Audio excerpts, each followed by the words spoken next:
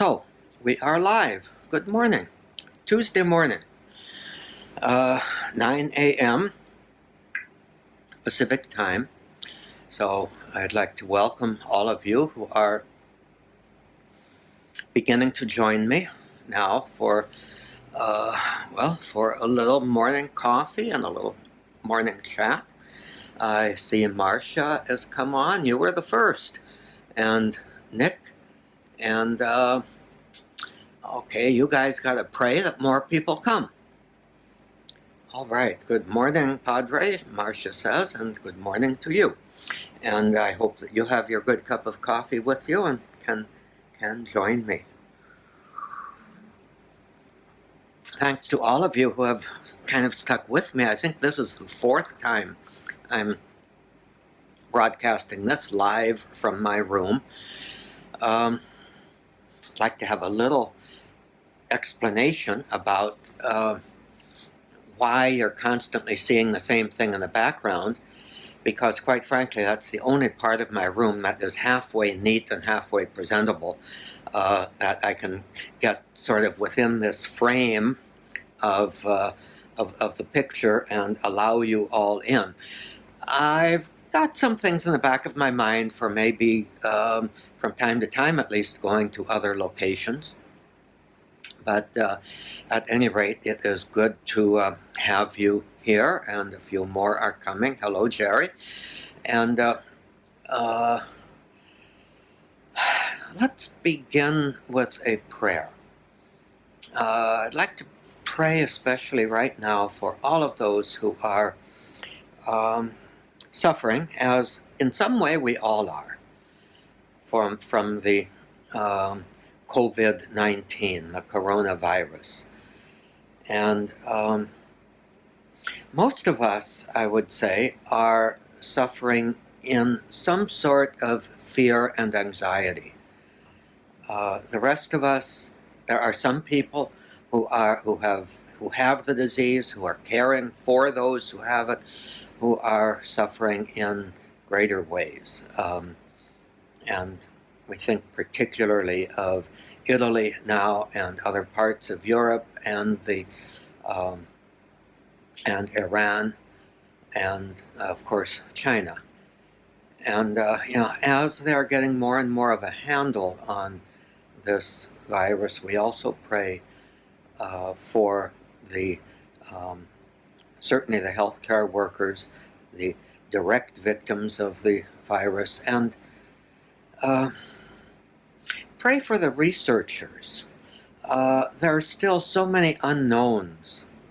We can learn from past experience, but we can also, there are many unknowns that this virus is facing us as a world community with, that our researchers still have to learn. So we simply ask you, Lord, to guide all of us, bless all of us, keep us faithful to you, keep us faithful to one another. And I am realizing right now there's a little noise in the hallway outside my door. I did not put up a do not disturb sign today yet. So I'm going to just leave you for about 15 seconds, time me, and see if I can put up that sign.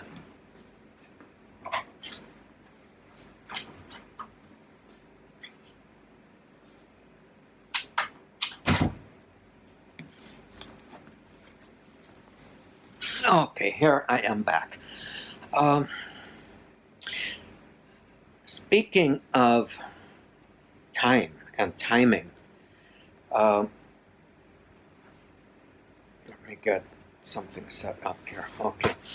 I'd like to, as part of our beginning, now that we've got 10 people joining us, maybe a few more will come on in the next minute or two, but I would like, as the conclusion of our turning to the Lord this morning, offering Him all of our world, simply lifting up our world to the Lord and asking Him to allow us, help us to open ourselves, to express His love in whatever way we can with all of those whom we may meet today, even if that meeting is virtual, like this one, or even if that meeting is kind of a, has a real secular nature. I'd like to invite all of you to join me in praying the Lord's Prayer.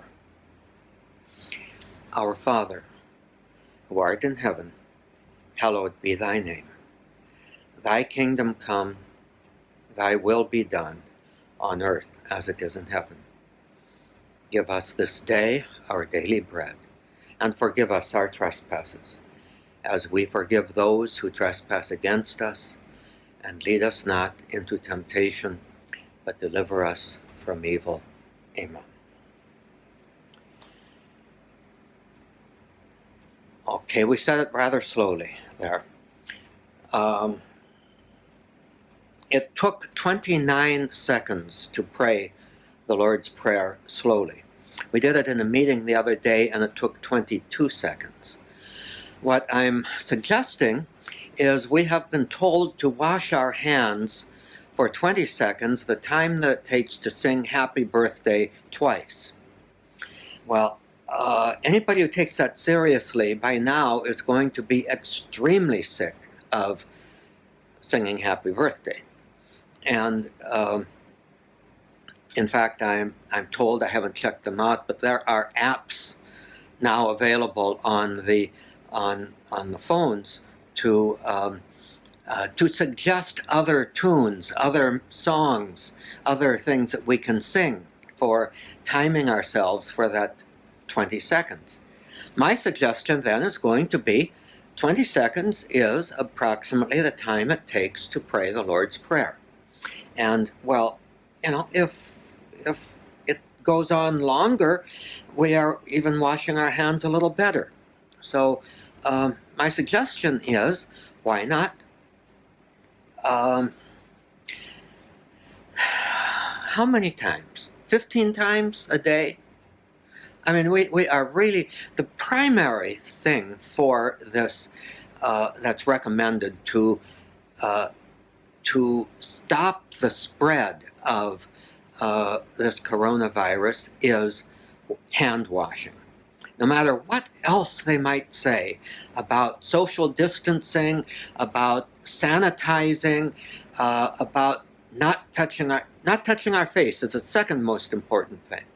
But the primary thing is washing our hands. So, and I have read, maybe recommended 20 times a day. Every 15 or 20 minutes, every half hour, time yourself to wash your hands, and wash your hands thoroughly with soap and water. Interestingly, they do say that it doesn't really matter if the water is hot or warm. What matters is the action of the soap actually does kill the virus by breaking down its outer shell, which is made of a fatty lipid, sort of. Now, Hail Mary. Okay, somebody suggests a Hail Mary. That's wonderful. Yesterday we timed the Hail Mary at 17 seconds. I'm not really going to try that, but Hail Mary is absolutely fine if you want to say, and of course what that means is, if you wash your hands 50 times a day, you will have said the whole Rosary during the day. How about that? So anyway, that's sort of a suggestion for goodness sake, doing something other than singing Happy Birthday. I'm sure that there are many other sorts of suggestions that could come up. The fact of the matter is that we are finding our lives taking on a new pace, a new, for some people, I think it's finding something to do. For other people, it's overworking. Delivery people, people who have to go to their jobs and go to their work for a variety of reasons. I mean, we do have to keep our world running, keep our country running, keep everything running. For those who have to go to work, often they are working harder to supplement the work of others, and because in certain businesses, certain sorts of things, like deliveries, like some electronic communications, like I don't know what, you could probably name a whole bunch of them, including people who are working from home, may have to be working harder in these times because of job demands rather than having free time. So I think what we are expecting, or what we're experiencing, I should say, is, a big diversity of the ways that people are having to organize their time. For everybody, though, it's going to be different. It's going to be a different way of organizing your time. Now, a real point, I think, might be, how do we discover God within that rearrangement of time?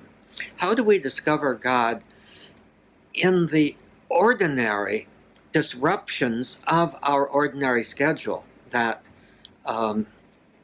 that comes our way, no matter who we are, no matter where we are, no matter what we are doing? And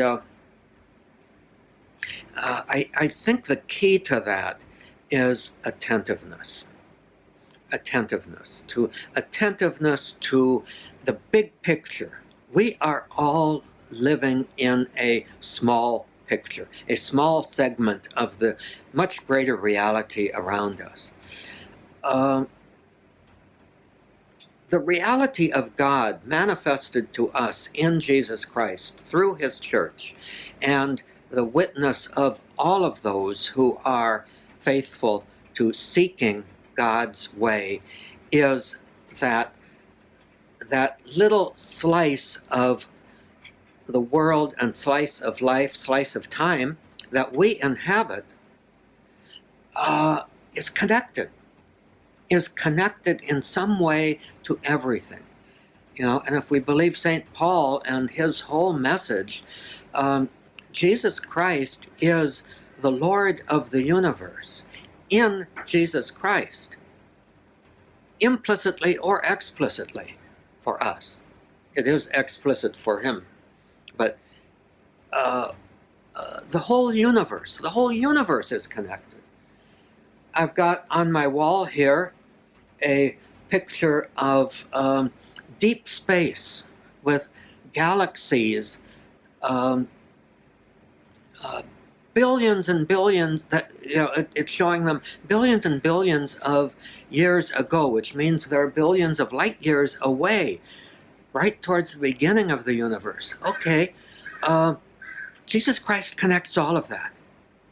And in some ways, in Him and in God, we are one with the whole rest of the universe. Now, attending to that, intention, always perceiving or being open to perceiving that there is something beyond what is the immediate stuff of our lives. Always looking beyond us. That may be a way of discovering God. May be a way of letting Him bring something new about in our lives. That certainly is the direction that I'm thinking right now, and praying. We are also called to pray in new ways. We talk about saying prayers, saying the Our Father, saying the Hail Mary, saying the Rosary. We even use the expression, say Mass. And yet, there is so much more to prayer than just saying prayers. And we have to seek that which is behind the words. I sort of cringe at the expression to say Mass, or the expression to say prayers, because simply saying prayers is not praying yet. To say prayers can be to focus on words that draw us in beyond themselves. That, I think, is the key to those prayers that we say or the prayers that we read. Those words are, in some ways, a sacrament.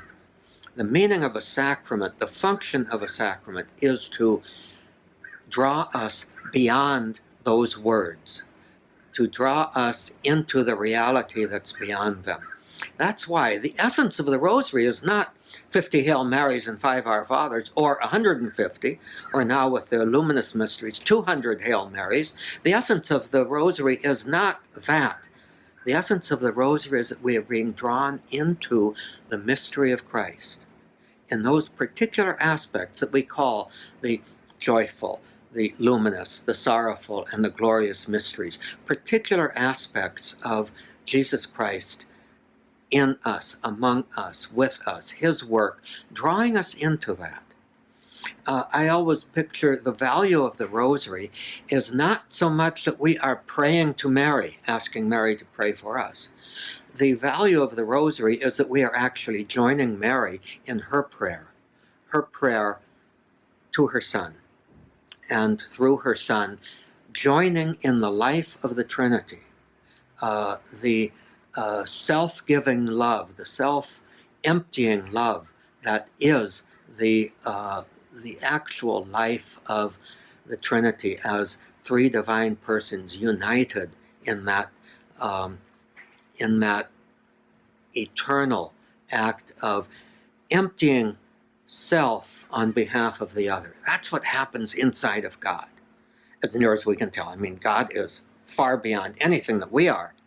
That's for sure. But as far as we have been given a privileged glimpse at the life of God through Jesus Christ, through his revelation, there is what is at the heart of it, as St. John says in his first letter, what is at the heart of what it means to be God is love. And love isn't just a feeling. Love isn't just an emotion. Love isn't just a warm fuzzy of being nice or being good. Love is essentially self-sacrificing, self-emptying. That's why the image of love that is given to us as Christians is the crucifix. So in a couple of weeks, we are going to be celebrating in probably a new way for most all of us, perhaps an unprecedented way. We're going to be celebrating that love in the Paschal Triduum, the 3 great days of beginning Holy Thursday night and extending to Easter Sunday. The 3 great days in which we kind of systematically recall the love of God manifested in the death and resurrection of Jesus. I've always kind of said, you can't shortcut the cross to the resurrection. I think we often had a tendency to do that in some of our earlier contemporary spirituality. We've often not we've often looked at, we are a resurrection people. Actually, we are a death of Christ people. We are living in union with the cross. We leave the resurrection up to God. The resurrection is God's gift to us to bring meaning into the cross that we cannot escape. And I think part of the meaning of Jesus' cross is God, through his Son, is himself embracing our human condition. We cannot escape suffering. That is our human condition, including whatever is happening in this pandemic, including all of the wars, the suffering of wars and violence and disease and plagues throughout history. We simply can't escape that. That is part of the human condition. And when we ask why, at some point we have to simply content ourselves with the fact that there is no human answer to that why. And the divine answer is to invite us into the mystery of love, not to intellectually satisfy us with a logical reason. The logical reason is beyond, love is beyond the logical reason. So when we are confronted with the human condition, what is our salvation within that human condition is that God has come in the person of Jesus Christ to share, to embrace our human condition. He embraced the cross because that represented the worst, the absolute worst that we can do to one another in our sinfulness. And so that was the inevitable consequence of loving in a self-emptying way. He loved us to the end. And it looks like that's probably about time for us to be at the end. Thank you all for being with me in this time. And I never even have had a sip of coffee yet. So, yes. Anyway, God bless you all. And let's, if you want to, if you are more mobile than I am, because I'm sitting here in front of a tripod with an iPhone, but why don't you go wash your hands now while we pray the Lord's Prayer. And I'm not going to touch my face. Our Father, who art in heaven, hallowed be thy name. Thy kingdom come. Thy will be done on earth as it is in heaven. Give us this day our daily bread, and forgive us our trespasses, as we forgive those who trespass against us. And lead us not into temptation, but deliver us from evil. Amen. I've got an assignment. 24 of you are watching this. I think probably there were maybe twice that number who kind of came and went. But if you did enjoy this time with me, approaching a half hour now, if you did enjoy this time that we're spending together in this, why not invite other people to come? Why not invite other people? So, I do a lot of social media stuff. I've always had this very vain, egotistical hope of doing something that might go viral, and get thousands of people. I don't know, that's my ego, that's my pride talking. But anyway, if you enjoy it, spread the word, invite your friends, and see what happens. God bless you, and you all have a grace-filled day, and God willing, we'll talk to you tomorrow. Bye-bye now.